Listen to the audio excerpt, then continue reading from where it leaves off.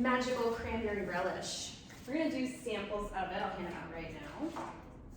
So it is a raw cranberry sauce, which means you don't have to cook it, which is super easy. So what you do is you have 2 large oranges. With one of the oranges, you peel it, and you try not to get the pith in the peel, so it's like a very light pressure when you're peeling it. Is it like a zest?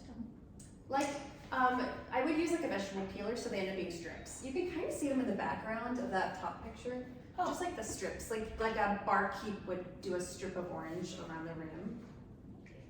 And then with a sharp knife, peel off the rest of the membrane and section out your orange slices. And that's right here. So you're trying to reduce all of that membrane that's the leftover, and I just get out the sliced, the sections without that white part on it. And then we have chopped walnuts, rinsed fresh cranberries. If any of them get too smushy, just throw them out. And then you just throw it all in the blender. You can add a little bit of honey if it needs it, but it should be really tangy because it's a complement to food. It's not a dessert on its own.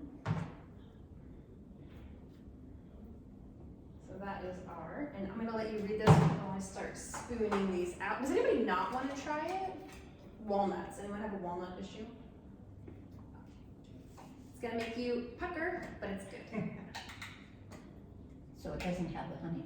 It does. It has 2 tablespoons of honey in this one. If your oranges are really sweet, you may not need them.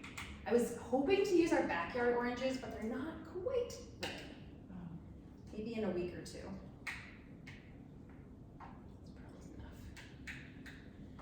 Okay.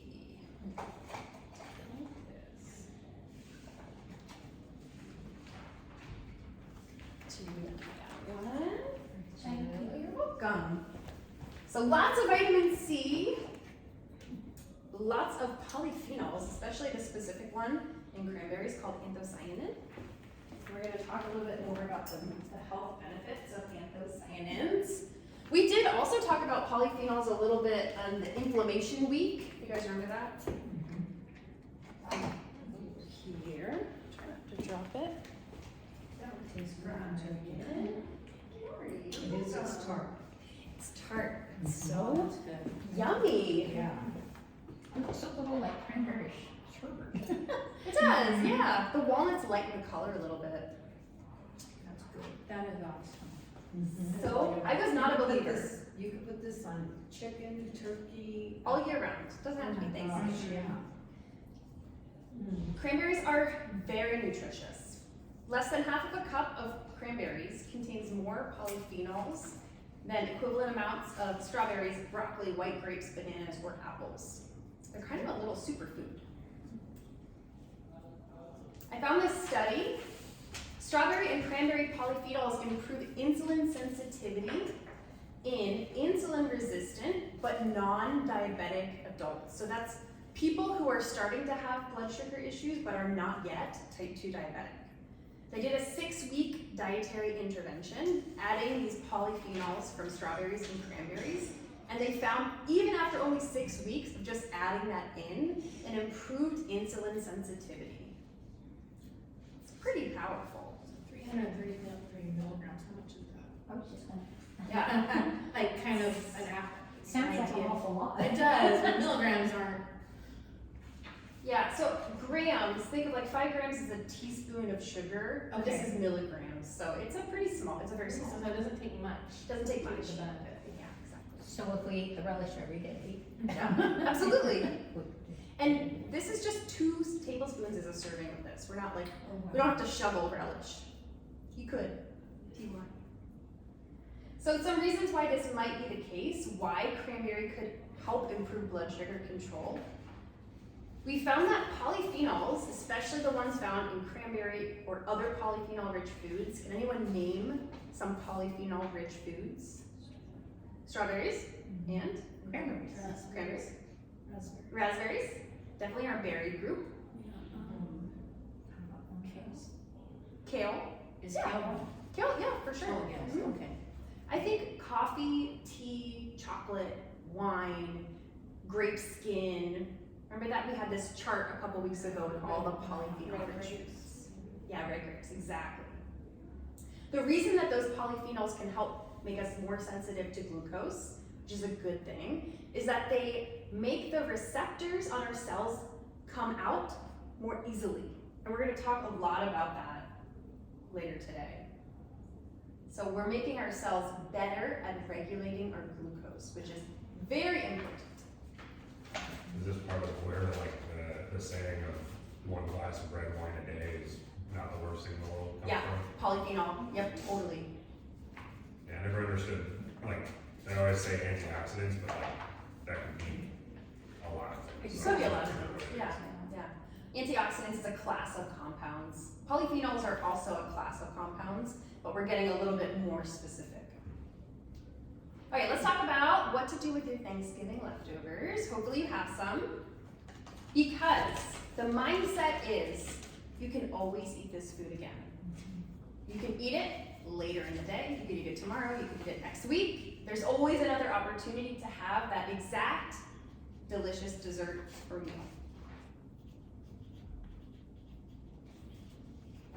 So if you have a leftover charcuterie board, some leftover nuts and cheeses and meats and etc., you can make it into a salad, get some greens underneath it, add a little dressing.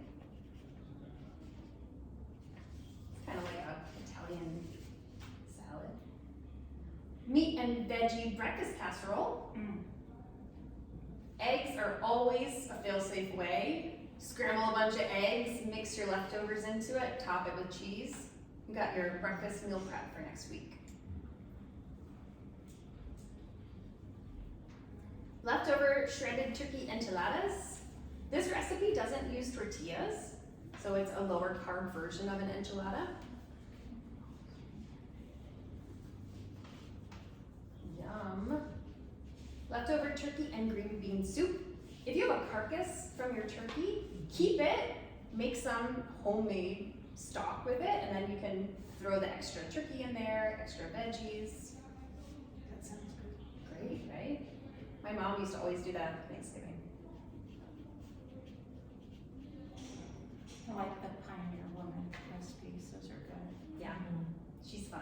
Yeah. She has a good Instagram account if you use Instagram. Oh, Funny, very fun. I like her. Prime rib mashed cauliflower bowls. Your leftover cuts of meat you can put on mashed cauliflower or cauliflower rice.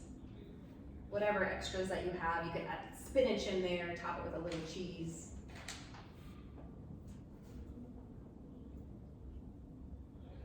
Roasted ham and Brussels sprout hash for breakfast. You could do it in an air fryer and then top it with a runny egg.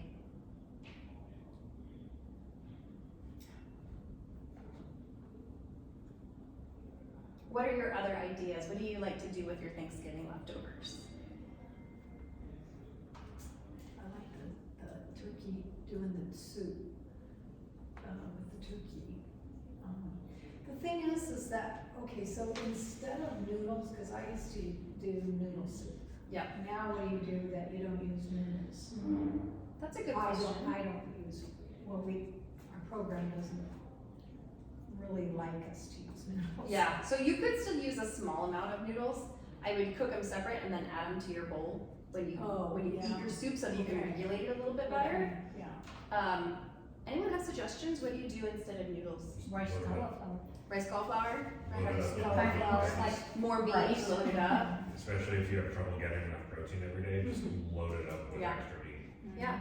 The other thing is, are you in level 2, Karen? I'm getting there, yeah. Getting it. So anything that's higher in fiber gives you a little bit more wiggle room. So if you did like a bean soup, you still get a little bit of the carbiness, but there's so much fiber in beans that it might fit better into that 100 net carbs. Okay, that program, okay. Yeah, or like a bean-based pasta, that might fit a little better too.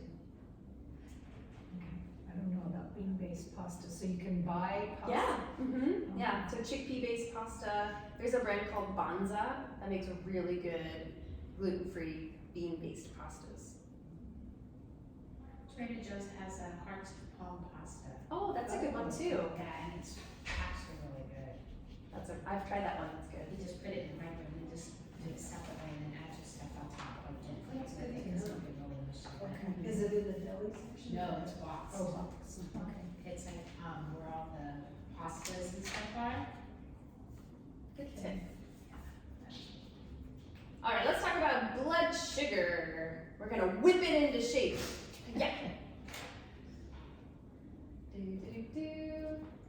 All right, here is the cycle of blood sugar control.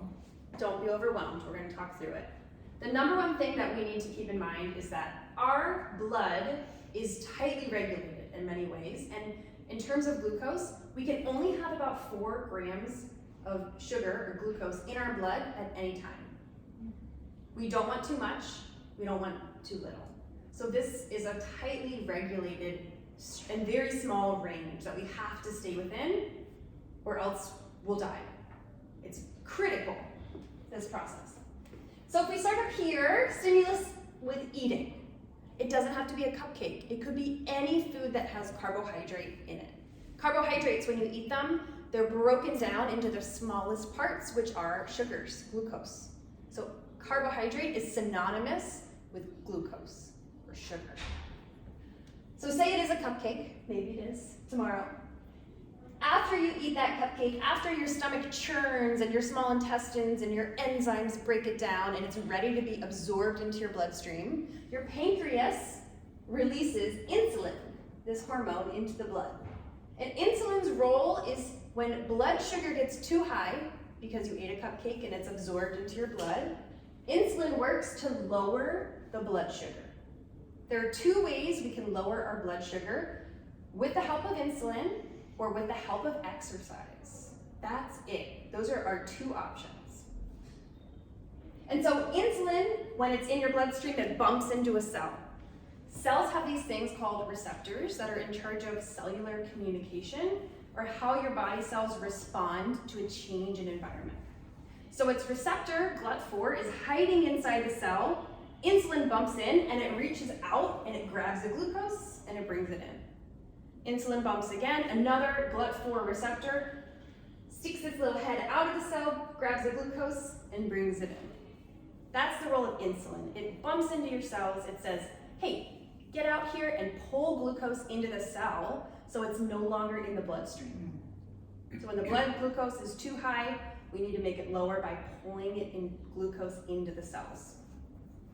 And once that happens, we're good. Blood glucose declines, it comes back to normal.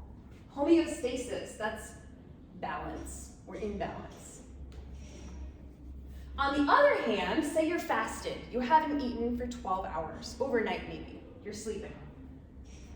Your blood glucose may fall a little bit. And if it starts to fall, not detrimentally, because we can't have it fall too much, your pancreas again releases a different hormone called glucagon. Glucagon's major role is to bring blood sugar up. If it's a little too low, we need to bring it up back into our range. So glucagon works on the liver. The liver is where we have stored sugar. Skeletal muscle or liver, we're storing our glucose there. And it says, hey liver, let a little bit of that glucose back out into the blood. Or, hey muscle, let a little bit of that glucose back out into the blood. And then that's what it does. It lets a little bit of glucose out and our blood sugar rises again. And then we're back in homeostasis, balance. It's a little bit simplified. There are some other hormones that interact with this process as well, but the 2 major hormones, insulin, glucagon, and the 2 major organs, the pancreas and the liver. Questions so far? Yeah, you said the 2 ways to absorb the glucose is by your liver processing it or exercise. So on our adventure that we're on, how soon after? I mean, you don't have to immediately. We don't all immediately go exercise Right. after. I mean, that's just not normal. You don't have to. So, what does your body do that exercise is helpful to that? Why is that helpful? I guess Great that's the question. So one of the other reasons, besides just getting glucose out of the blood for safety, we also need glucose to come into our cells to make energy. Right. And so if say you're on a run and you need more energy, your cells are gonna try and pull glucose into the cell to make energy. So that's the mechanism that helps regulate blood sugar, because we need it. Our skeletal muscles are getting tired and they need to make more energy. Your insulin should be working well. If you're a healthy person with no insulin resistance, If you're at rest and you eat a cupcake, your insulin is gonna work to regulate your blood sugar. If your insulin's not working well, if you're insulin resistant or type 2 diabetic, then we need to maybe rely a little more heavily on using exercise to regulate blood sugar. And that can be a tool. There are different fates. So when you eat that cupcake, it can be stored as glycogen. That's sugar that's stored in the liver or the muscle for later use. It can be used for energy right away. Think of like a triathlon runner. In the middle of a race, they take a bite of honey or something really sugary. It's used right away when it hits the bloodstream. It could be stored as fat in our adipose tissue. And then just one more note, the brain needs sugar all the time. Your brain uses a ton of sugar. That's why students, college students, get really hungry after a lecture. Their brain is sopping up sugar. After school, they come home, they're hungry. Their brain is like starved for more energy. And so your brain has different receptors than the rest of your body on purpose as an evolutionary defense mechanism. And interestingly, our cells can become insulin resistant, and there's also a mechanism for that. It's a bad thing in context of becoming insulin resistant and type 2 diabetic, but historically, if our receptors stop pulling glucose into the cell, it could help defend us against starvation. So it's an adaptation that makes sense in the context of history, but it's not really working for us now. So here's another diagram about the receptors we talked about. So we need to make sure that those GLUT4 receptors are responding when insulin bumps into the cell. If you eat too many cupcakes, for instance, and you have too much insulin bumping into your cell, the receptors stop responding. That is what is insulin resistance. Too much insulin, the boy who cried wolf, and your receptors stop pulling glucose into the cell. Resistance to insulin. So ways that that can happen, besides just eating too many sugars, too many cupcakes, drinking too much soda, eating too much high fructose corn syrup, not eating enough nutrient-dense foods.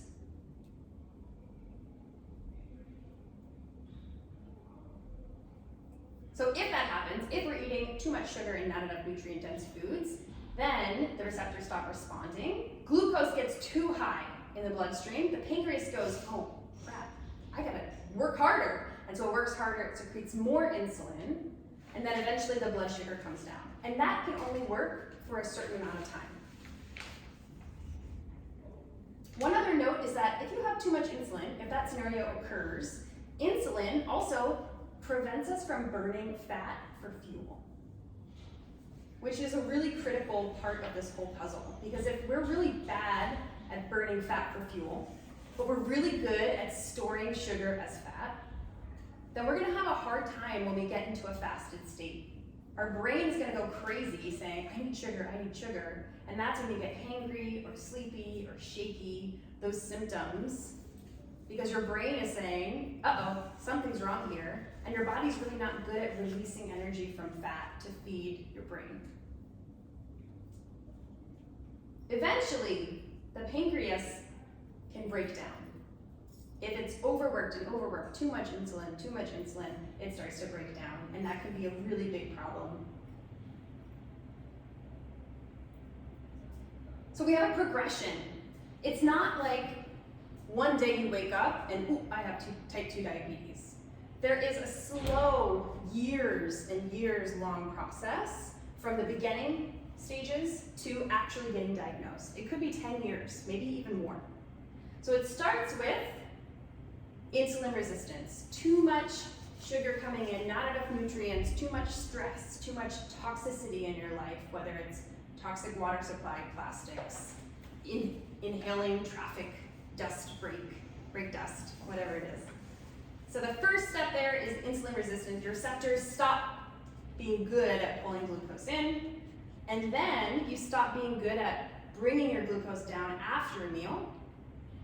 Third step is you're always with high glucose, no matter whether you're fasted or not. And then eventually, type 2 diabetes, so just dysregulated glucose all the time.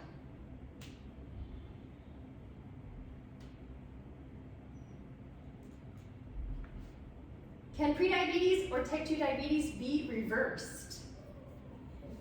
Yes, it can. In 2019, we had a guideline published stating type 2 diabetes can be reversed with a low carbohydrate diet. This is groundbreaking. They listed 2 other ways type 2 diabetes can be reversed. The other one is a low calorie diet, which in my experience has never worked for anyone in the existence of humans. And then the last one is gastric bypass. So those are the 3 options that medicine now understands and acknowledges are the ways to reverse type 2 diabetes. However, it's, yes? Isn't the bypass kind of like a low calorie, because you can't take that much in? Totally. So You're would the right. bypass not work either? The bypass typically does work. Well, actually, I don't know the exact rates of success with a gastric bypass. I've had many clients who had success pretty long term with it, but it's a pretty intense choice. And I think with bypass too, they encourage a high protein diet as well. And Yes. isn't that hard on your liver in the long run? Not necessarily. The reason that you need a high protein diet with a gastric is because you can only eat so Right. much at meals. So if you're not prioritizing protein, then you could become malnourished. Right. But if that's the case, then how are you getting all your veggies in? Great question. No. Yeah, you're not. Yes. You're not. Oh, I see. So you kind of set yourself up for failure.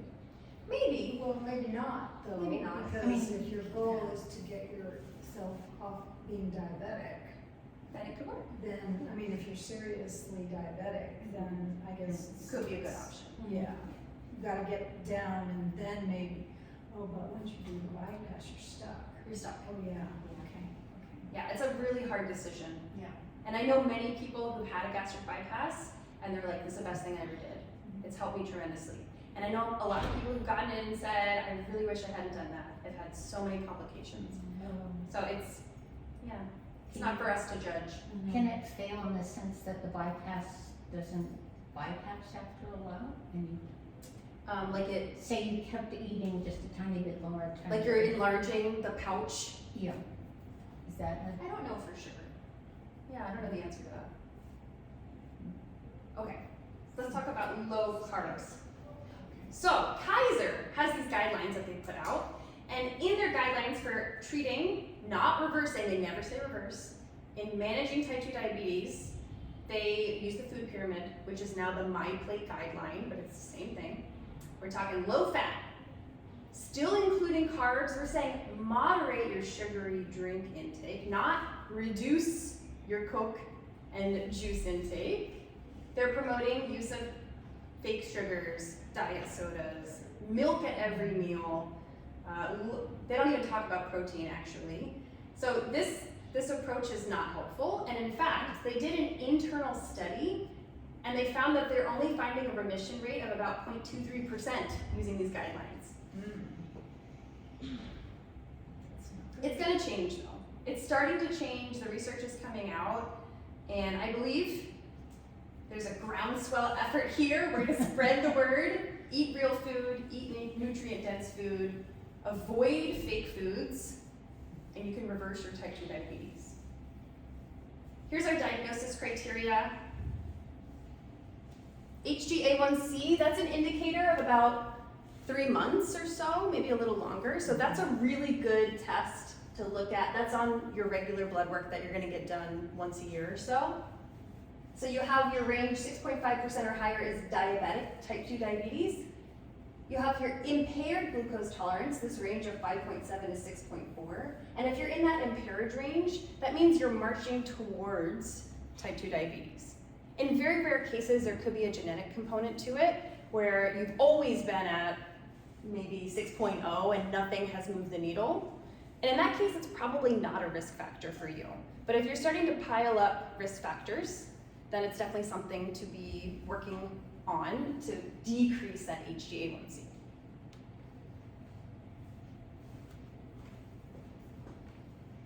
Okay, so how do we heal this? How do we work on this? I think we all know the answers, kind of, but let's put it all together.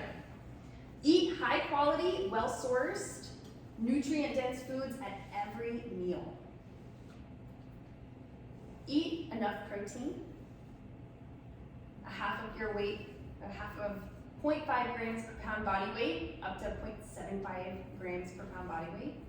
In your chronometer, we have it set to the 0.5 grams per pound as minimum. Eat enough fiber. Remove non-nutrient dense foods. Replace, upgrade, swap. Eventually, get yourself there. Any examples of things that you've done to swap or improve the quality of your foods?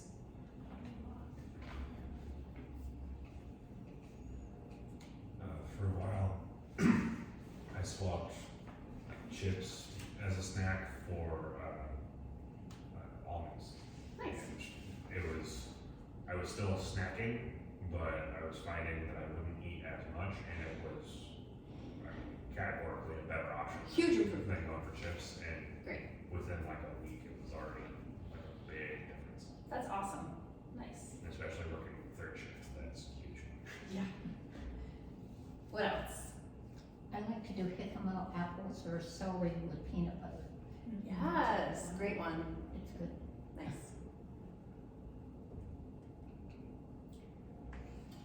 I go with my standard, non-nutrient dense foods. Oh, that, I have to go back to cleaning out my cupboard.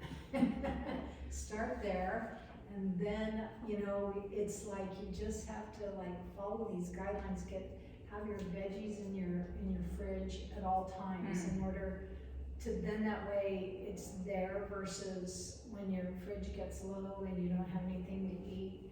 Then I definitely will go to cheese. See, I'm still taking snacks.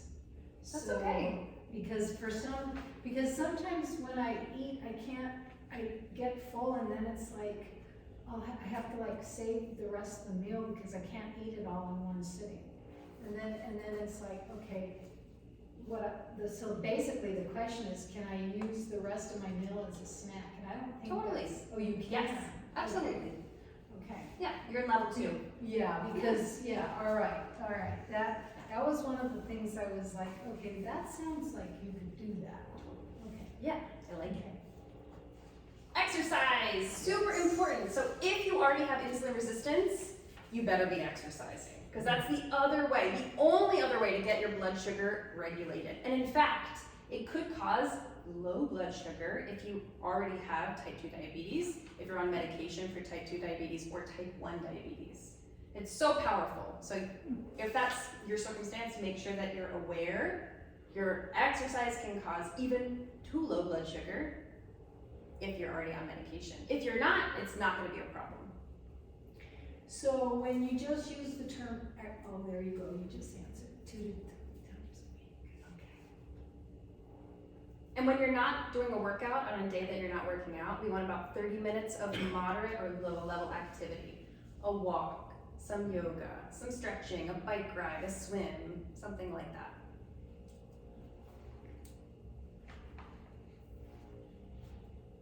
And if you have someone who hasn't been exercising at all, you just start with the walks, Totally, that's a great place to start. if I can get them to, but. Or just find more things that are upstairs for them to go get for you. There you are. Put some weights in the laundry basket. You mentioned replacing sugary foods. One thing that's helped me is, because I like yogurt, so instead of buying the flavored yogurt, I've just been buying the plain, Yes. whole, organic, Amazing. Greek yogurt plain, and then just adding some honey, Totally. and maybe some fruit or something. Such a nuts, memory. and it tastes really good. Yeah. Yeah, It's a game so, yeah. I love the Stonyfield brand that we sell, Mhm. or like the Chobani brand is very Yeah. good. Yeah, I mean, it's really good. Nice. Yeah. So Good tip. you can control how much sugar you're adding. Yeah. So. A couple of other lifestyle habits to support a healthy blood sugar. So we're not even talking type 2 diabetes. Anybody should be concerned about controlling their blood sugar I found a study about polyphenol-rich foods, like a cranberry relish. In an 8-week trial, kind of a small sample size, 78 individuals, but it was a well-controlled study. They had impaired blood glucose or impaired insulin sensitivity, but not type 2 diabetes.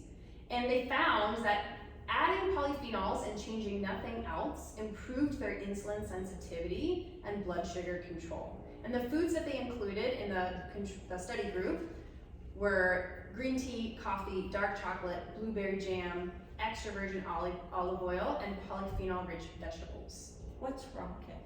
Rocket is like arugula. Oh, okay, I see it more like in British menus. okay. So I think the study must have been done in England. Yeah, it sounds like it. Okay. So it mentions decaffeinated tea and coffee. Did they not include caffeinated variants in the study? I don't think so. They just wanted the decaf. I think the coffee was caffeinated and there was a decaf green tea. Got it. Okay. And it was interesting with the olive oil in the control group, they just did virgin olive oil. There's a much lower polyphenol content in virgin olive oil, which is one reason why it has a higher smoke point. Because the polyphenol content in the extra virgin olive oil is more delicate and it can burn. Also, eating vinegar at meals lowers the blood sugar impact of the meal. Why are you shaking your head, Lori? Not into vinegar? No. What, a spoonful? So this is kind of like the folklore of the apple cider vinegar shot. There's some truth to it. So having vinegar with meals reduces the glycemic impact. You don't have to take a shot of apple cider vinegar. You could put any kind of vinegar in your salad dressing, in the marinades. I have some ideas coming up here. The more vinegar with your food, the better it responds. Some healthy ketchup, healthy mayonnaise has a low pH. Fermented foods has vinegar from the acetic lactic acid produced. So that's why they're big on the sauerkraut and that kimchi and all that stuff. Yes, pickles, fermented pickles. And we're gonna talk in depth about fermented food next week. Okay. I started the sauerkraut for you guys this morning, so hopefully it'll be alive by next week. Oh my God, you're dedicated. Okay, questions? Lots of information.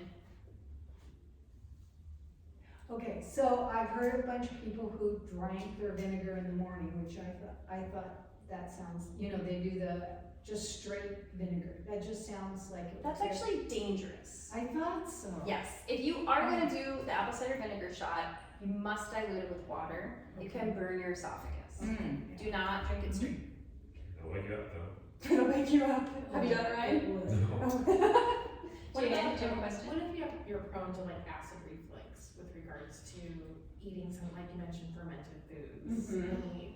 I thought so about that, if you're kind of prone to Yeah. having that. Yeah, the fermented food should actually help Should actually help. with acid reflux because it improves digestion a little bit. Okay. If it doesn't, then trying to avoid the really strong, like if you're doing kimchi, you can go with like the spicy red kimchi or like the mild water kimchi.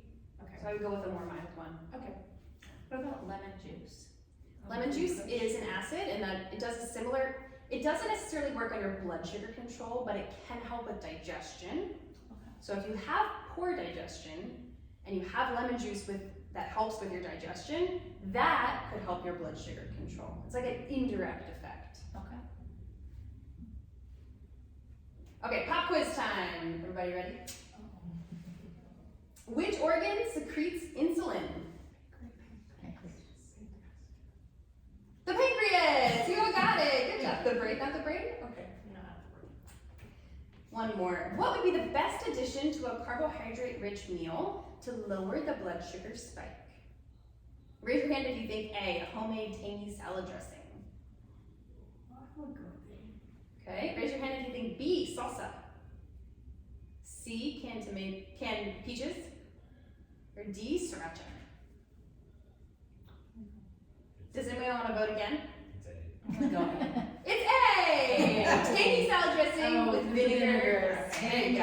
Tangy was Yeah. the. So if you just have I a know it salad was for lunch peaches. every day. Totally. Oh, yeah, okay. That's me.